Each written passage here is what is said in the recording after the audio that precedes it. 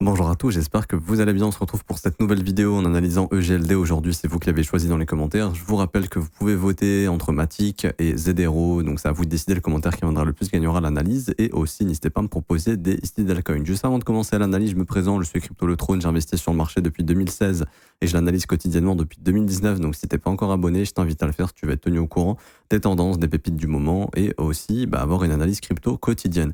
Également, je vous reparle du copy trading. On a fait 10 TP hier sur les stratégies LIM, 3 SL sur les stratégies SPT plus 1 TP. Et on a les stratégies d'accumulation qui sont toujours en cours avec des gains actuellement. Alors, ce ne sont pas encore des gains réalisés, mais on accumule doucement sur des points clés avec 18% actuellement sur Tao de rendement, 16% sur NIR, 21% sur Ender. On a encore 18% sur Sui qui a bien pété d'ailleurs depuis que le bot s'est mis à accumuler un petit peu. Depuis qu'on a lancé la stratégie. Pour avoir accès au copy trading, c'est 100% gratuit. C'est le premier lien en commentaire épinglé. Ça vous ramène sur cette page juste ici. Vous avez juste à vous inscrire sur BitGate via notre lien partenaire si ce n'est pas encore déjà fait. C'est actuellement la meilleure plateforme crypto. Dans tous les cas, ça vous aidera. Même si vous rejoignez pas le copy trading, vous aurez les avantages également de notre lien partenaire. Donc des réductions sur vos frais, des bonus de trading, etc., etc. Donc, email, mot de passe, vous créez votre compte et une fois que c'est fait, vous remplissez ce formulaire rejoindre copy trading. Vous mettez votre prénom, email, identifiant BitGate. C'est sur votre tableau de bord BitGate, c'est composé uniquement de chiffres, ça ressemble à ça. Et ensuite, vous cliquez sur rejoindre et vous regardez cette vidéo. Et ensuite, vous aurez justement l'accès à la plateforme sur laquelle vous pourrez cocher les stratégies, qu'elles soient en spot ou en perp. Donc, ici, on a les stratégies spot d'accumulation, les stratégies LIM par exemple que vous pouvez cocher. Et on a les stratégies intra ici. Donc, vous pouvez cocher Game of Thrones, vous pouvez ici cocher scalping, mais vous serez en liste d'attente. Vous avez aussi les stratégies SPT, bien entendu, et les stratégies unicorn. Donc ça, ce sont les stratégies qui sont actives. Alors, pour revenir sur EGLD, juste ici, on a une structure long terme de bottom qui est en train de se former, ce qui est assez intéressant. Également, on avait vu en cas de bottom qu'on viendrait probablement récupérer le plus bas de 2023, et c'est ce qu'on est venu faire ici. Ça, c'était le plus bas de 2023. On est venu récupérer les stops avec cette mèche, un retest, et là, on break. Et on avait vu également ensemble qu'en 2025, il y avait de grandes chances dans l'analyse d'il y a plusieurs semaines qu'on revienne chercher au-dessus des $78. Pourquoi? Parce que c'est le sommet de 2024, ici. Et que du coup, le 1er janvier 2025, ça devient un objectif pour OGLD. Et également, on a laissé ce qu'on appelle un equal high. C'est-à-dire que ici, pour moi, ça a été créé volontairement pour revisiter cette zone plus tard. Et donc là, ça me semble clairement être l'objectif. On voit également qu'on est en train de travailler cette zone ici d'imbalance, là. Donc c'est normal de voir le prix qui va se mettre un petit peu à consolider ici, probablement. Ouais, c'est exactement ce qu'on est en train de faire. Une fois qu'on va passer cette zone d'imbalance, le prochain objectif, très rapidement, ce sera les $78. On avait vu ensemble qu'il serait assez probable, en cours de ce bull run, de revenir visiter cette imbalance mensuelle ici entre 120 et 88. Et encore impossible pour l'instant de savoir si EGLD va réussir à refaire un cycle ou est-ce que malheureusement c'est un coin qui est en train de mourir et de perdre de son intérêt sur du long terme. Alors je sais que le projet se développe encore, mais encore une fois, c'est le marché qui décidera du prix de la capitalisation. Par exemple, il y a deux possibilités pour EGLD. Soit c'est un projet qui arrive à renaître et il reviendra vers ses sommets, voire il ira faire de nouveaux ATH. Soit malheureusement c'est un projet qui n'arrive pas à revenir et il ressemblera un peu à ce qu'a fait Dash par exemple et toutes ces crypto-monnaies de 2017 qui en 2021 voilà on fait on fait un pump comme ça. En fait on est venu retracer un petit peu ce qu'on avait fait au cycle précédent, donc je crois qu'on était venu au 23,6 et ouais, voilà, après malheureusement voilà c'est un projet qui pour l'instant ne fait plus rien, le Dash. Donc il avait connu une énorme explosion en 2017 et son bull run de 2021 s'est arrêté autour des 23,6% de retracement.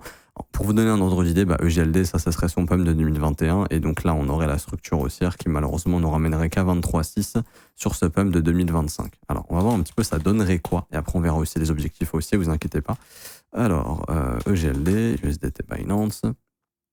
Alors, si jamais on vient retracer juste à 23,6, ça ramènerait EGLD, alors le bottom il est là, ça le ramènerait aux environs des $145. Ok, donc ça semble être un objectif réaliste. En plus de ça, il y a de l'imbalance qui traîne ici, donc le marché aurait de l'intérêt à combler cette zone. Il y en a encore un petit peu ici au 172, donc si jamais on veut y revenir également, pourquoi pas. Objectif de retracement $220 et donc là également ça serait pas mal si on vient chercher ces niveaux. Maintenant si EGLD arrive vraiment à revenir, faudra casser les 38,2 et là carrément on pourrait aller chercher la zone de rechargement de short entre 340 et 430 et là ça serait vraiment une bonne zone de profit. Je ne sais pas si on va y venir, ok, encore une fois. Le scénario de Dash par exemple et des crypto-monnaies de 2021 qui avaient pumpé en 2017, ça a été ça. Et ensuite malheureusement c'est reparti en bear market. Pour moi en fait ça va se jouer au niveau du timing. C'est-à-dire que grosso modo, si d'ici mars le prix n'est pas encore très haut, bah, ça sera la fenêtre de vente entre mars et mai. Probablement, bah, le marché s'arrêtera là, par exemple. Par contre, si au mois de janvier, on est déjà là, bah, il est tout à fait possible qu'au mois de mars, mai, on soit beaucoup plus haut. Ok. Donc, vérifiez bien le temps, ça va être la chose la plus importante. Là, on voit qu'on est encore au mois de décembre, il nous reste encore jusque mars, voire mai, pour bien pumper. Mais encore une fois, il faut qu'il aille, il faut qu'il pump, en fait, tout simplement. Je donne d'autres objectifs aussi au cas où on va juger ça comme une structure, hein, même si y a une petite prise de stop, c'est pas grave, dans laquelle ici on aura un premier objectif à 130 $, deuxième objectif aux environs des 197, et si jamais ça fait un pump assez important, ça serait dans la zone de rechargement de short, du coup entre 304 et 375. Quoi qu'il en soit, prenez vos profits sur la montée, on peut jamais savoir jusqu'où peut monter un marché, si jamais il va revenir dans le game aussi, hein, parce qu'il y a plein de nouveaux projets maintenant, et votre fenêtre de vente sera entre mars et mai, très probablement, c'est souvent à ce moment-là que le marché forme un top, surtout sur les altcoins. Du coup voilà, si par exemple au mois d'avril on est à 160 $, bah, il y a de grandes chances qu'on soit pas très loin du top. Si par exemple au mois d'avril on est à 600 $, bon bah à ce moment-là, pareil, il y a des grandes chances qu'on soit proche du top. Mais ce qu'il faut comprendre, c'est que le top se formera probablement entre mars et mai. Donc ça sera votre fenêtre de vente vraiment agressive si vous n'avez pas encore pris vos bénéfices dessus une fois qu'il aura pumpé. Également, si jamais on fait un nouvel ATH, bon, sait-on jamais, à ce moment-là, on pourrait aller chercher des objectifs entre 871 $, 1073 $. Mais je pense que ce premier rallye ici, si c'est vraiment une crypto-monnaie qui allait vraiment exploser sur ce cycle, je pense vraiment que ce premier rallye aurait été plus fort et on aurait eu une accumulation beaucoup plus importante. En fait, ce qui s'est passé, c'est juste une livraison de prix purement market maker, où le prix était venu simplement chercher tous les stops des derniers sommets précédents avant de former son top. Pour moi, c'est de la livraison de market maker, c'est pas forcément la preuve qu'il y a eu une énorme demande. Par exemple, des projets comme INJ, eux, oui, ont eu une énorme demande, et donc là, faut pas s'étonner si eux, ils se mettent vraiment à accélérer. Ce qui serait peut-être pas forcément le même scénario pour OGLD au vu de la faible demande qu'on a eue. Prenez des projets comme FET aussi, par exemple, hein, qui ont énormément explosé. Bah voilà, ils sont en train de réexploser ici, et eux, je m'attends clairement à ce qu'il y ait des vagues haussières beaucoup plus importantes que ce qu'on a actuellement.